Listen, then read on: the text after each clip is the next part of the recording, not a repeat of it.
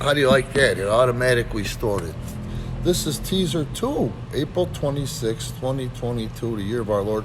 We covered weather in the first one. You can refer to that. This is a teaser, a pimp.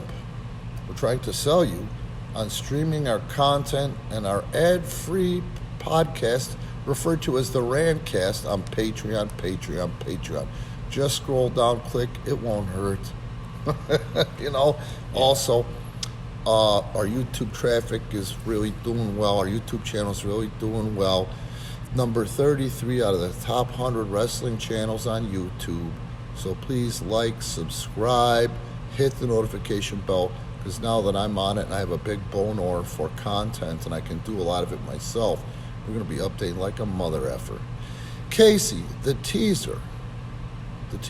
I'm with Casey James. If you don't know who he is, he good fucking hand, man. He's been around the horn. He even worked for Vince for 5 years and so on and so forth. But what I want to get at with you, Casey, is what's the first live wrestling event you went to? It was WWF. Now, I can't, for the life of me, I can't tell you which came first. It was either 89 or 90. The chicken or the egg? Yeah. It was, okay. I remember the main event of both shows. It was Hogan and Earthquake. Ooh. Or Hogan and Mr. Perfect. How old were you? Well, probably about 7, 8. Fuck me, that's great. Somewhere. Who started you early? Really it was my friends. My friends. My parents weren't really into wrestling. Neighbor kids? Yeah, my friends. A lot of my friends' parents were into wrestling. Friends' dads, and my friends. I thought were your into grandpa wrestling. was into it.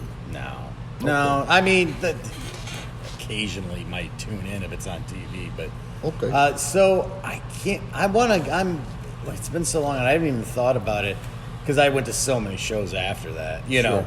I want to say it was Hennig and Hogan because they worked around the loop in '89. I think Earthquake and Hogan was '90. Okay. So. Well, I was fucking around with Vince at the time, as Jerry Fox. I was the first one on television to take John Tent to Earthquakes.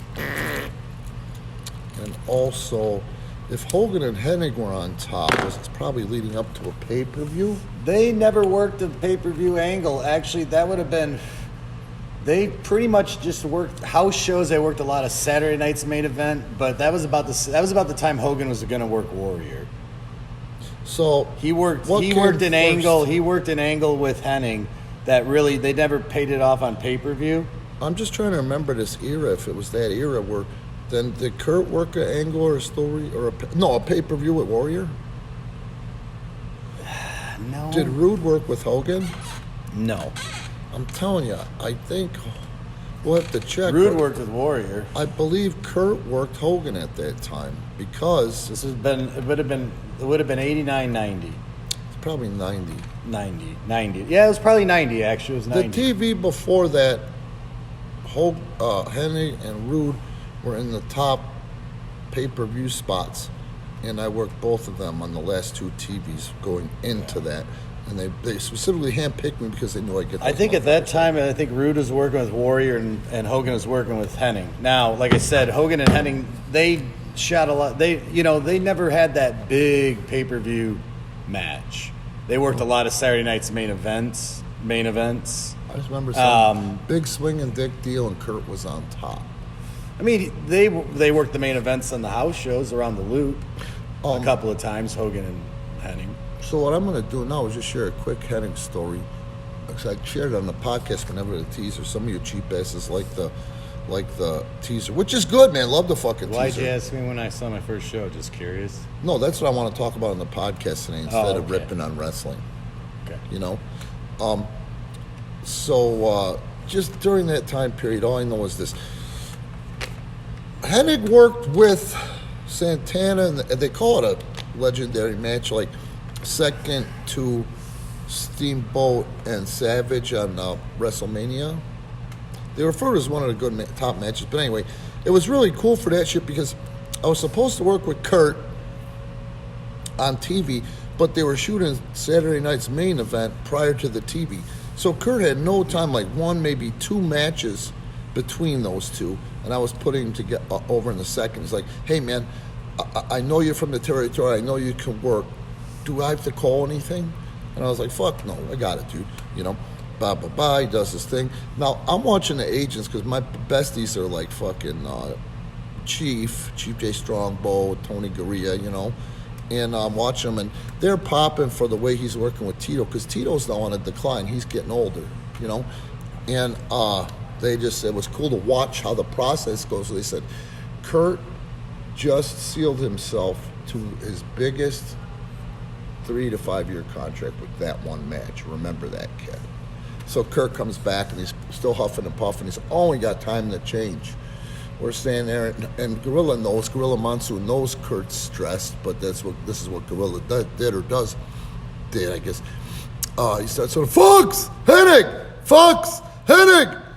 And then we start scampering toward the Gorilla and scampering toward out the entranceway, and I go, oh shit, Kurt, I gotta ask you something. And he goes, oh dude, they're calling our names. What? I just want to ask, am I giving the perfect plex or taking it? He goes, fuck you ribbed the ribber. You know? Go ahead. That's funny. No, go ahead. That's great. Well, I just wanted to share that. How long did this go? 6 minutes. All right, well, let's go ahead and cut it here because what we're going to do from here now is go into the podcast and talk about our first live events, which probably prompted why you and I got into this industry in the first place. Yeah. You know? Don't forget, scroll on down, Patreon. A little bit below Patreon, you're going to see the Pro Wrestling Tees link. It's our official merchandise shop on Pro Wrestling Tees. Follow us on Twitter, hit us up on Insta, and also join our Facebook page, you know?